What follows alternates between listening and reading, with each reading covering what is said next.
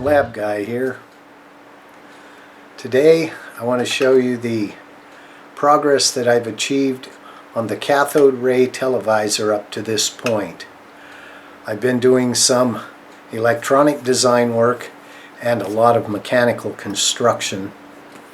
So let's get right into it.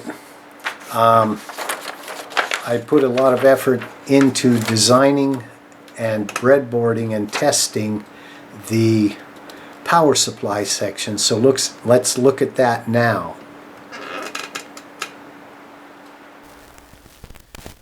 Here we are looking at the high voltage power supply for the Cathode Ray Televisor. It consists of a Hammond transformer model 261C6, which is 120 volts in with a 6.3 volt filament winding and a 250 volt center tapped high voltage winding. This is known as a table radio transformer. I've configured it into 3 DC high voltage power supplies. The 6.3 volts goes directly to the oscilloscope module, cathode ray tube, heater connections. Looking at the top rectifier assembly, we have a classic voltage doubler with the AC coupling capacitor, the 2 diodes configured in the doubling configuration with the output capacitor. The input cap is a 0.22 microfarad at 600 volt, and the output cap is a 0.047 microfarad rated for 1 kilovolt. When connected to the oscilloscope module, which provides a resistive load on the output and unregulated DC voltage is approximately 530 volts. Looking at the second row of rectifier, we have the diode and the filter cap. The filter cap is a 47 microfarad, and this is coming from the 250 volt side of the winding. Notice that the bottom of the center tapped winding is grounded, which is not the usual configuration. So the 250 volts is being directly rectified by a half wave rectifier into the 47 microfarad capacitor. Then it is current limited and fed to a pair of 150 volt 5 watt Zener diodes that clamp the unregulated voltage, which is approximately 390 volts with no load. That's peak voltage on the 47 mic capacitor. We clamp it to 300 volts for the deflection circuits. My deflection transistors are rated for a ab max of about 325, 330, something like that, and I run them at 300 volts. So the Zener diodes provide a clamped, not regulated, clamped 300 volt output. Then I take and rectify the center tap, which gives us a 172 volts unregulated output on the second 47 microfarad capacitor, and I clamp that with another 150 volt Zener diode. That is used to produce a clamped 150 volts, which will feed the video amplifier that will drive the grid. This is far more voltage than we need, but what the heck, right? You'll note that on the input we have the classic AC entry module on the left side. This is a very simple power supply, and that pretty much covers the power supply.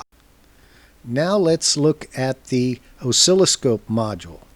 This oscilloscope module was made by the J.W. Millen Company in approximately 1949. It uses a 1-inch oscilloscope CRT and is a very simple panel meter style oscilloscope meant for modulation monitoring in AM or single sideband transmitters. I'm repurposing it here for use as a television monitor. It's a very simple circuit. Let's get started. The 530 volts from the power supply enters on the upper left and runs down through the resistor divider consisting of R1, R2, R3, R4, and RV1. This is a straight to ground resistance chain, and it provides the bias voltages for the electron gun and the offset DC voltages for the deflection plates to allow the centering controls to work. So, starting at the bottom where we have the brightness control, you'll notice that grid 1 is connected to the wiper and the cathode is connected to the top of the pot, making the cathode more positive than the grid, or making the grid more negative than the cathode. And we can adjust that up and down. Not shown at this time is a little bit of additional circuitry I will add between RV1 and G1 on the 1CP1 tube, where the video signal will be injected to control the brightness of the electron beam. Moving up to the top, you'll note the 4 inputs for the 4 deflection signals that will come from the deflection amplifier. These signals will be anywhere from 100 volts peak to peak to a couple of hundred volts peak to peak as necessary to deflect the spot on the CRT left and right and up and down. The deflection signals, you'll note, come in through C1, C2, C3, and C4 and are AC coupled to the deflection plates D1, D1 prime, D2, and D2 prime. Now, A2, grid 2, the focus electrode, and D1 prime all share a pin on the CRT on the right side at the 3 o'clock position. This is not uncommon in CRTs that have a limited number of base pins. There's no problem here with this arrangement. Note that R1 and R2 back at the upper left of the voltage divider have a voltage differential across them, and they are tapped at the center. This provides the center voltage that the second anode is attached to. Now, moving over to RV2 and RV3, you'll notice that the voltage for D1, the DC voltage for D1 and D2, can be plus or minus of that voltage, moving the spot up and down a fixed amount or left and right a fixed amount. The 3.6 meg resistors provide the ability to isolate our deflection signal from the pots, which are relatively low impedance. So, 2 things are happening at those nodes. The capacitor and the resistor, the 3.6 meg resistor, form a summing node. The sawtooth waveform from the scan generator is added to that DC offset and fed to the 2 primary working plates. The other 2 plates are held at a constant DC voltage so that the deflection is occurring technically by the 1 plate of each pair. That sums up how the oscilloscope module works. So that was a look at the power supply, not very complex. I had breadboarded it on the table and tested it that way, and I know it works very well because of course I got a 300 volt bite. The roommates didn't hear me scream or nothing.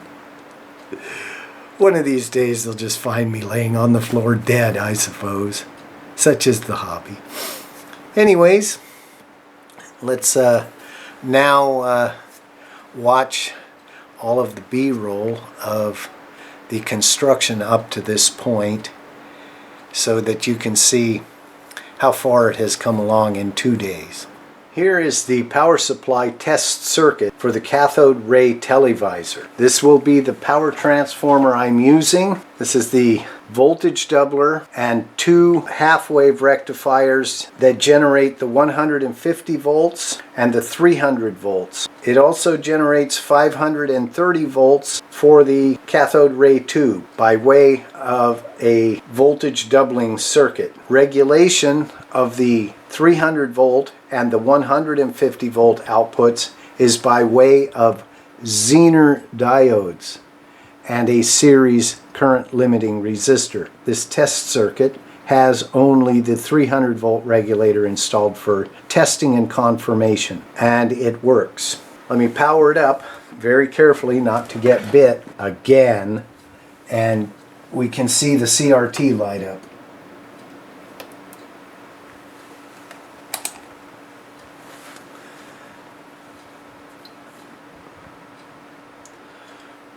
There's the spot right there.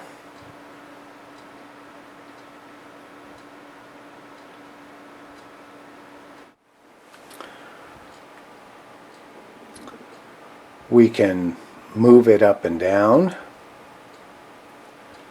and we can move it back and forth. And with the current voltage doubler and high voltage that we have of about 530 volts, we have plenty of brightness available.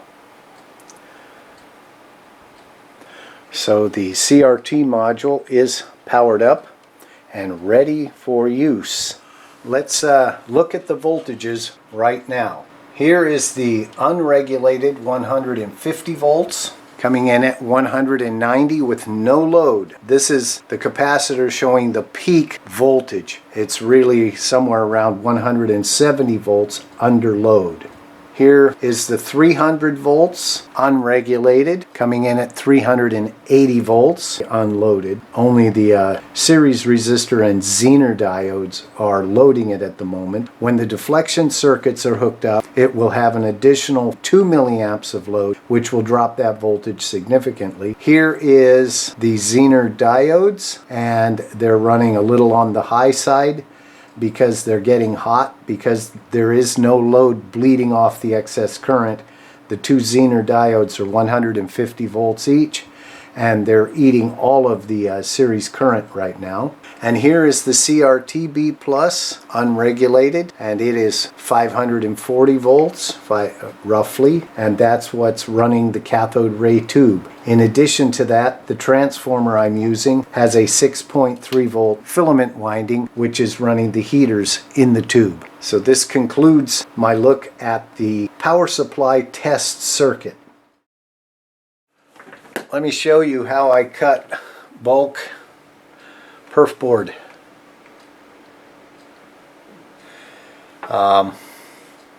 First I mark it where I want to cut it.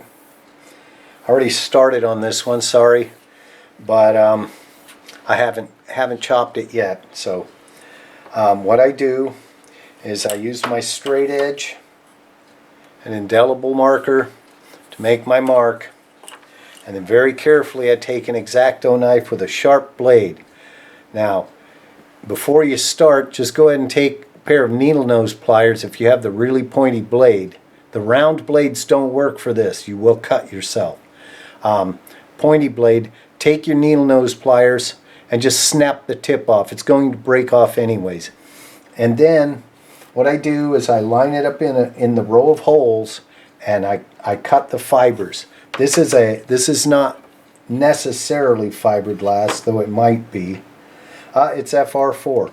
It's FR4 with no copper. You also can get this as a substance called phenolic, which is paper, fiber, and synthetic resins. This is glass fiber and resin. So in either case, it works the same. I buy the perforated stuff. I buy the no copper variety for high voltage circuitry. I don't build high voltage on proto board that has pads just to avoid arcing and or shorting. So To split this cleanly, you mark it and then stroke cut the fibers, and the holes will help you stay in line. And be careful with your tool. If it's dull, it will jump off the track. And once it does that once, it's very hard to keep going straight. Now, if you're lucky enough to have a nice heavy straight edge and some clamps and a bench to clamp to, that helps guide your knife. So let me go ahead and cut this for you and get on with it.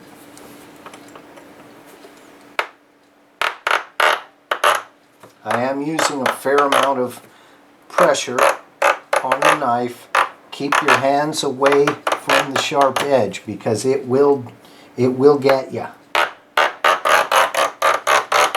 I speak from experience.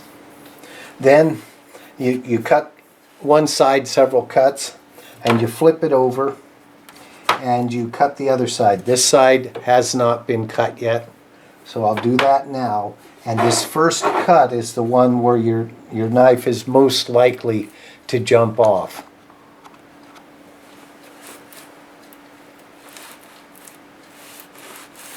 I'm trying to make this where you can see it better, but at any rate, now I don't know which side of the line. Okay, the far side. I drew my line between the holes.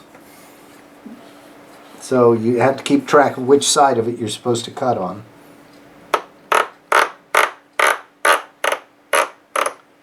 Short strokes helps keep it going straight. There it is. There it jumped. I don't know if you can see it, but the knife jumped off the track.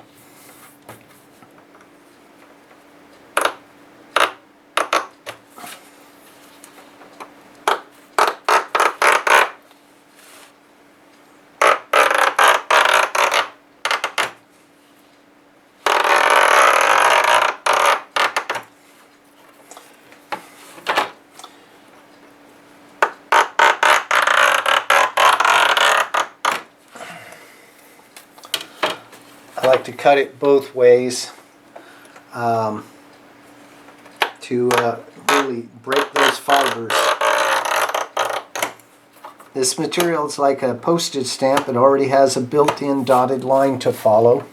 My work surface is a rubber mat, so it's compliant. My knife doesn't crash in. Don't do this on the good kitchen table. You will end up scarring your table.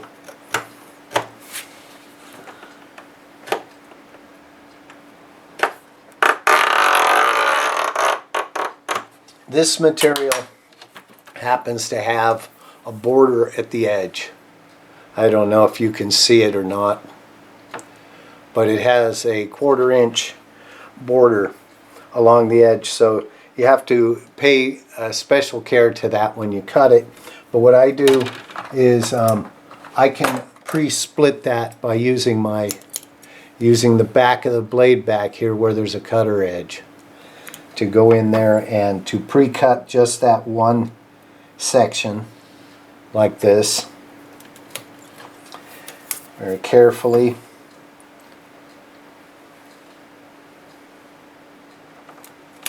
There we go. Now this is ready to break, and what you want to do is find a table edge like right here and line up on that edge as precisely as you can, and then make sure that you apply lots of pressure.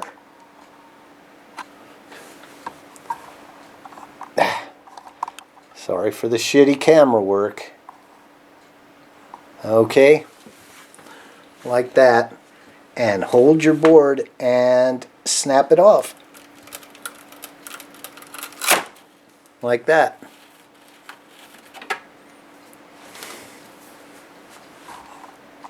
Ta-da! That's your tip of the day. So 3 1/4 by 4 3/4. Check and check. needs to go into this box and clear the transformer. It needs to go right in this front part like that. You see?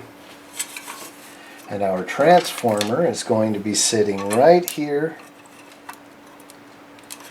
jammed right up to the AC entry module and shifted to this side. For the low voltage power supply, I have a module, 117 volts in, 120 volts AC, and it will give me a +5 power supply and plus and minus 15 volts, which is close enough to plus and minus 12 for me. And it will mount over here on this board, leaving this area for my high voltage circuitry. Physical construction continues on the Cathode Ray Televisor. When I started, I put the oscilloscope module in this aluminum box, but it turned out that one aluminum box was not enough. It was not all going to fit. In fact, the power supply takes up an entire second box that is the same size. So we have our AC input on this side. The power cord will come in, a fuse, a switch. So we now have a complete power supply. I got a chip in there. Got to clean that out. And got the AC entry all ready to go. The high voltage transformer is a Hammond 251C6. I forget what it costs. It's $25 or $30, maybe more. And it's going to go right here.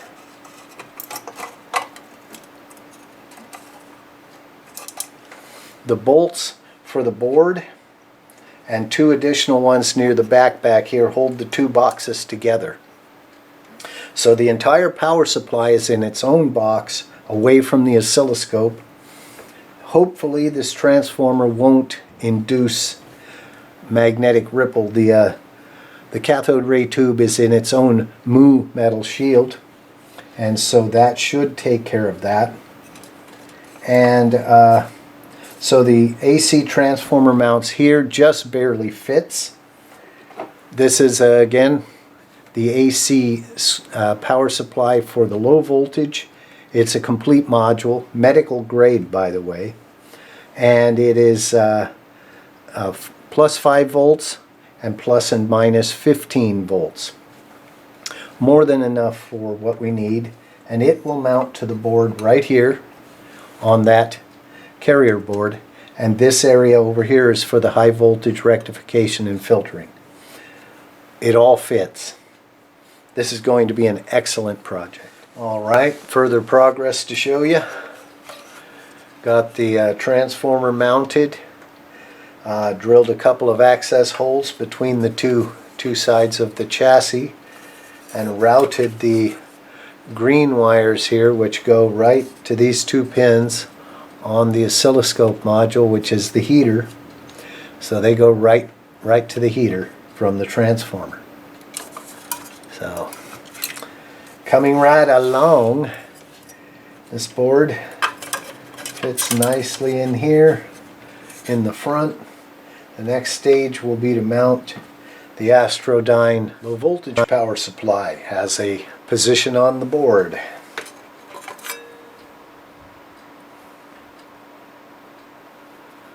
So it's ready to go. The doubler for the high voltage is installed. Not much to see on the back. I've added a ground ring all the way around the top of the board. A ground wire that goes all the way, ties to all four standoffs, connecting the ground of this board directly to the case ground. The AC line for this supply comes in on 3 contacts across the bottom here, and there'll be 3 wire loop connectors of my usual type right here for the center tapped secondary of the Hammond transformer. That's how it will connect. Access holes for both sides have been drilled to get the wires through from the power supply, so progress has been stupendous. Almost done. I'm short a power resistor that I'll have to buy on Monday. It happens to be Friday night now, and my electronics store is closed tomorrow, so I don't know what I'll do. This is the unit upside down with the power supply in the bottom. This plane will be the bottom of the unit.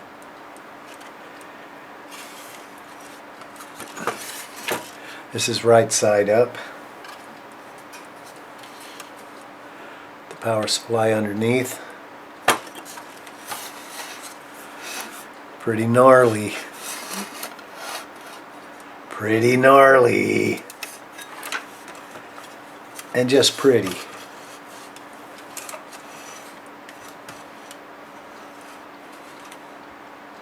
So there you go. That's a day's worth of work right there. Another $40 in parts.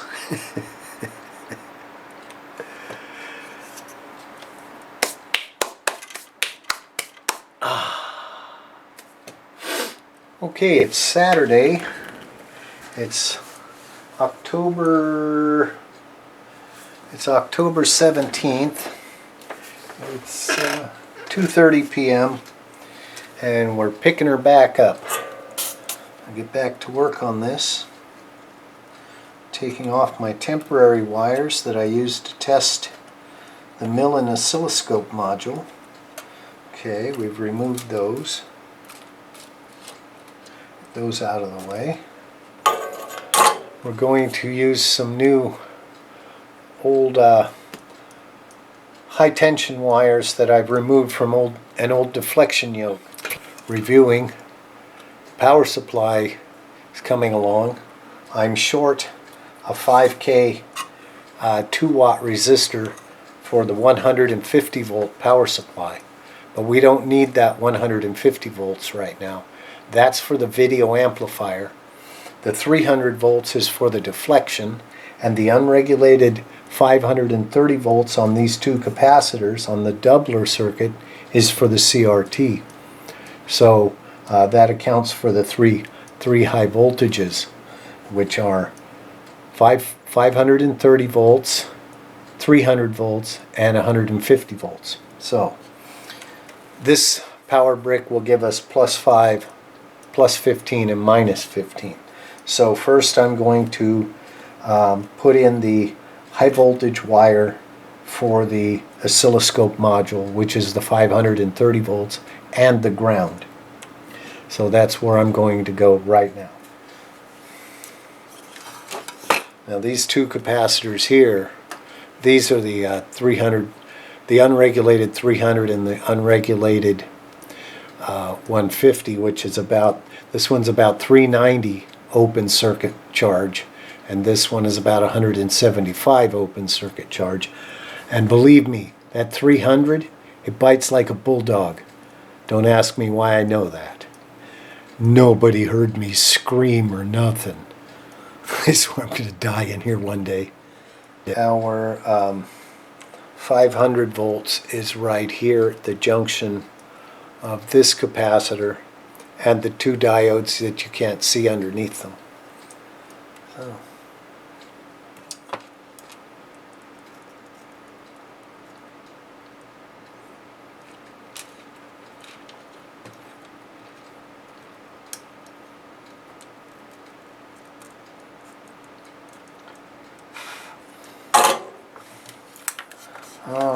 Okay, so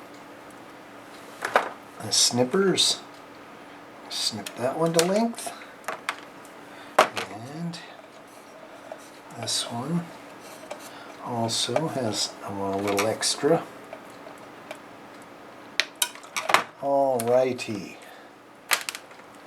so those are now cut to length.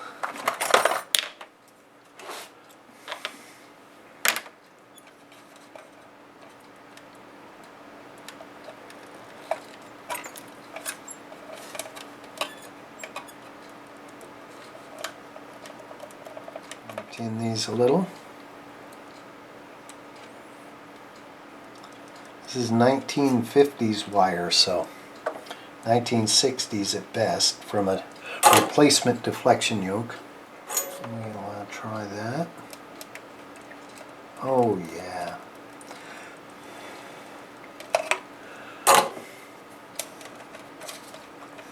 Do the same thing with this. And it should go on easily enough. Alrighty. Don't know if you can see it, but they are attached. Now we have to do the same thing on this side with the two green wires coming from this transformer, which are the heater windings. Okay, let's take the tension off of these wires here. There we go. Alright, the green wires are attached. So the scope is connected to the DC part of the power supply. Now we need to hook the transformer to the three contacts that I put in, right here, here, and here. The wires, those are the contacts.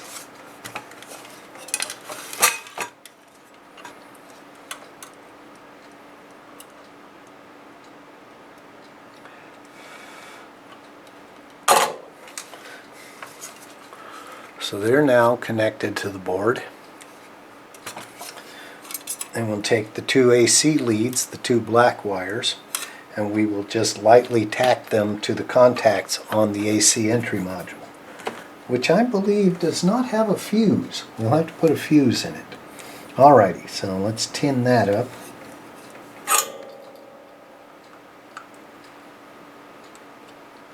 There we go. Good enough.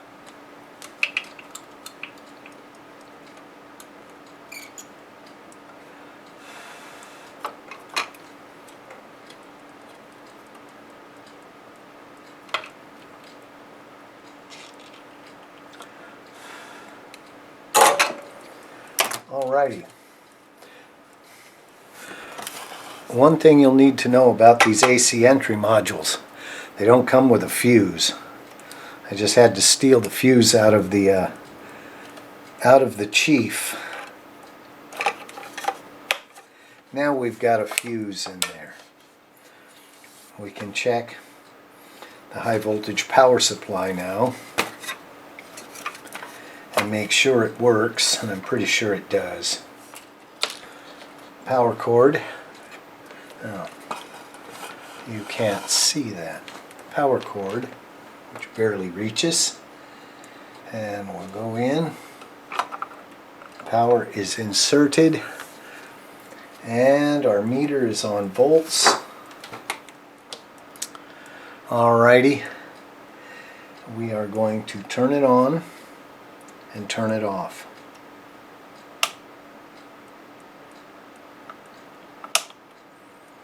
Alright, we had 500 volts on there, so I could feel it humming. So let's go ahead and turn it on. Nothing blew up. 530 volts. The scope tube should light up. And I don't know if you can see it, but the scope tube has lit up.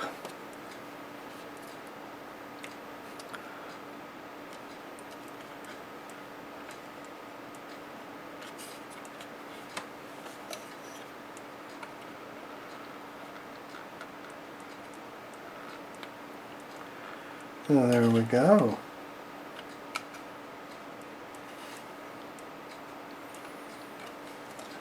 So this thing has juice, so let's turn it off. That discharge. The oscilloscope has a resistor divider that goes from the B plus to ground, so it discharges the meter very rapidly. Let's back you up so you can see the meter again. Let's check our regulated 300, which should be here.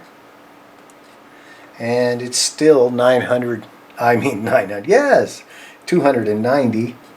We'll turn it on. And it's 305 or so. That's no load. So there you go. Now notice I've turned off the juice.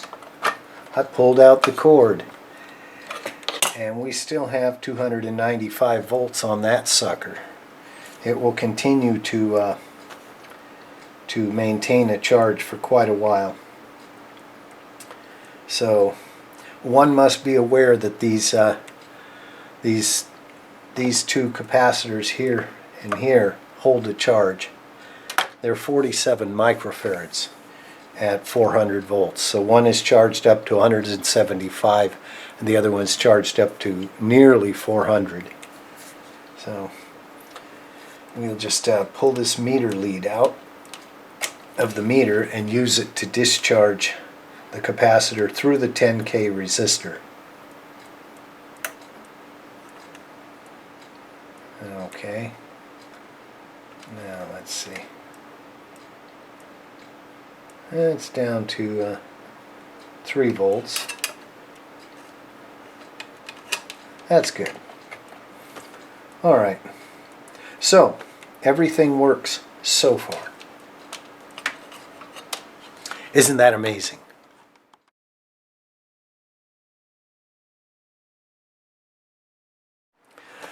Well, what have we here? It looks like some fool's going to try to cut some nerdwood with a ridiculous toy hacksaw. What do you think the odds of success will be? Nobody knows, but let's find out. Let's check our clamps, as it all hinges on that. So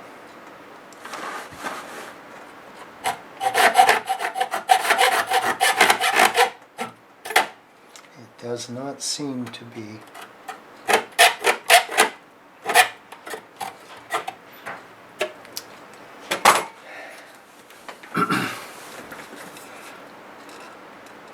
Silicone spray.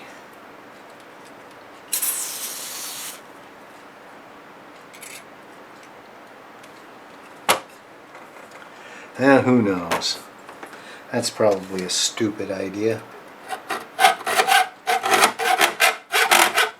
Okay.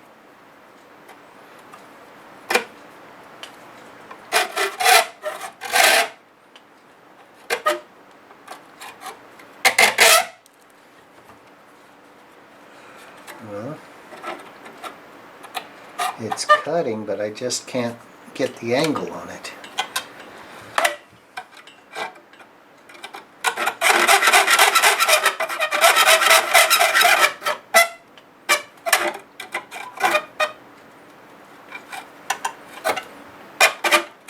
Why is it binding?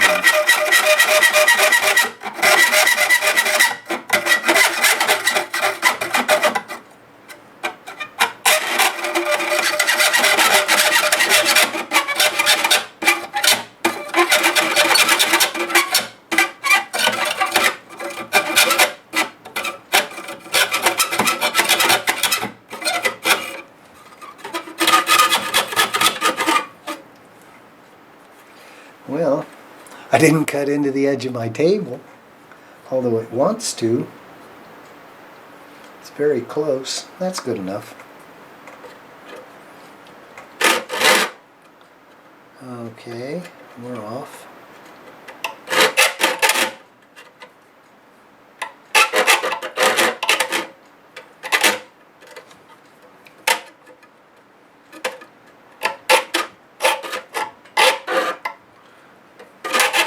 Yeah.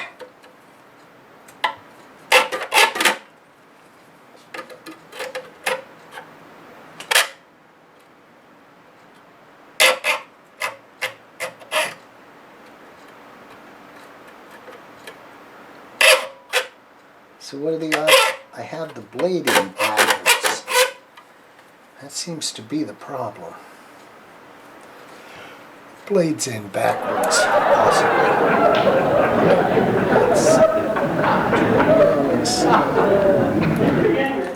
Who knows?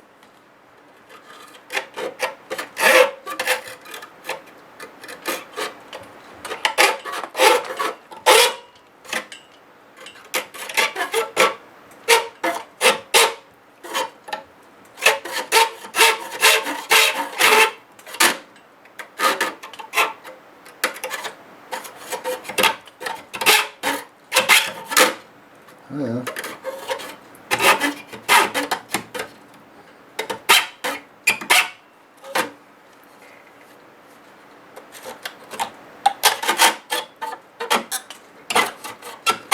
It's not pretty, but it reached the mark. Well, what do you think?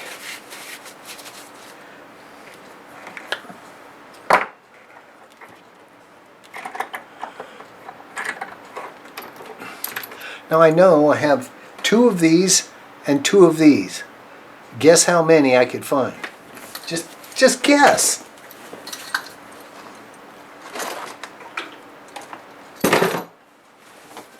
Well, I know where those 2 are now. All right.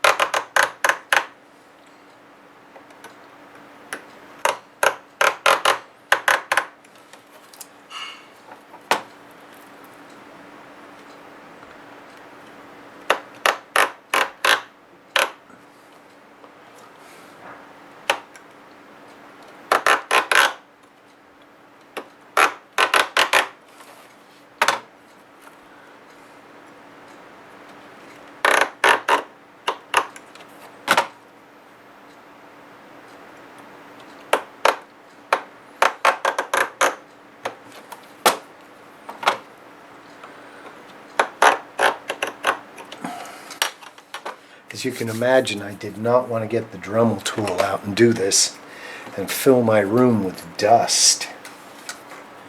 A moment of truth.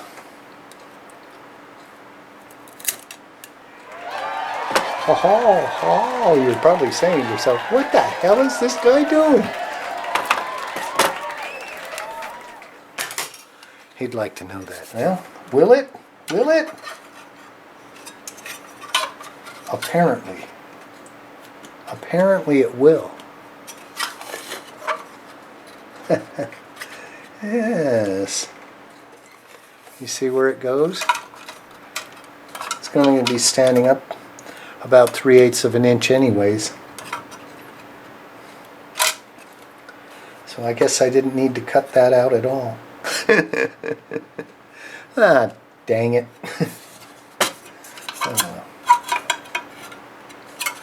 Alrighty.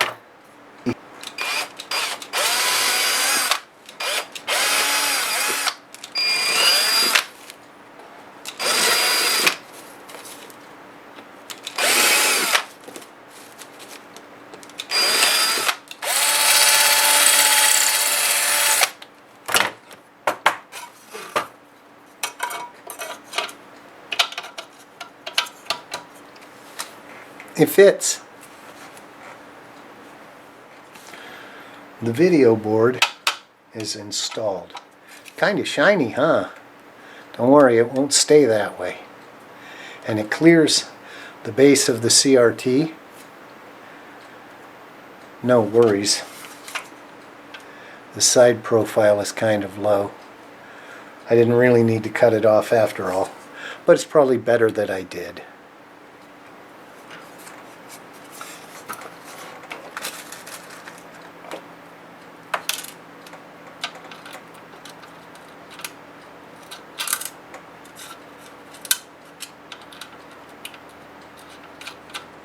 I like these captive washer nuts. These are 440s.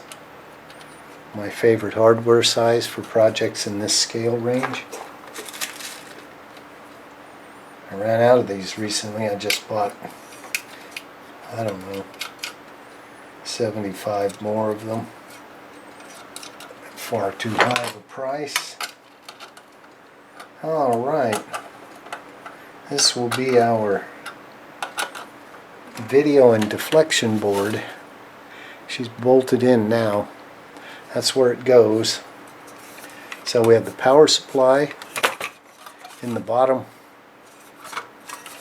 and the video system in the top two halves of the two project boxes bolted together.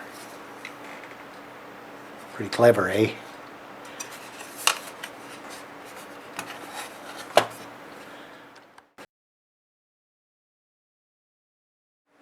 Well, I hope you found that construction video interesting, informative, entertaining, and educational. There certainly is a lot of detail work involved in cutting metal, drilling holes, sizing items, putting it all together, testing it again. So I hope you enjoy following along with my projects, and until next time, Labguy out.